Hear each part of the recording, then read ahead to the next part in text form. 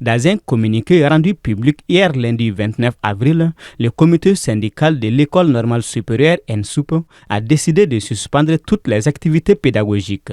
Une décision liée à une situation critique qui entrave le bon déroulement de ces activités éducatives depuis plus d'une semaine. Ça faisait un certain temps que l'ENSUP connaissait une panne d'électricité. Je précise, c'était une panne d'électricité.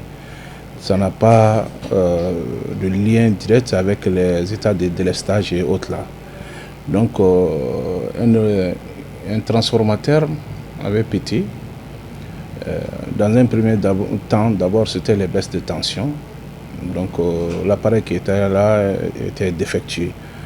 Donc pour réparer cette panne, l'EDM et la direction de l'école ont pris tout leur temps. C'est-à-dire ils sont restés dans les procédures qui ne finissaient pas.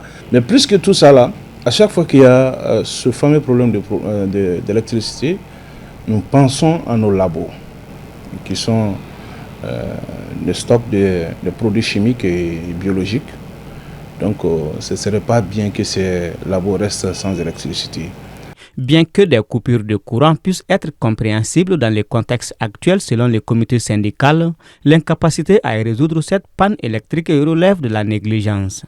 C'est pourquoi les activités ont été suspendues, mais cette suspension n'a été que d'une courte durée. Le comité syndical, avec l'administration, nous avions demandé à ce que l'ENSUP soit sur les lignes conservées, c'est-à-dire les lignes qui ne connaîtront pas de délestage, vu l'état de ces établissements. Voilà toute l'histoire. Hier, en partant à la maison, vers les 17h, l'électricité n'était pas là.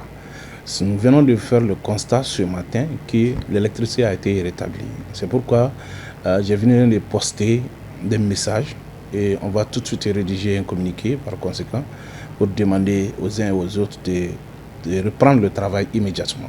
Au-delà de ce problème électrique, l'ENSUP, dont l'effectif dépasse 2600 étudiants et 100 enseignants permanents, est aussi confronté, selon ses acteurs, à l'insuffisance notoire des salles de classe et d'équipements adéquats.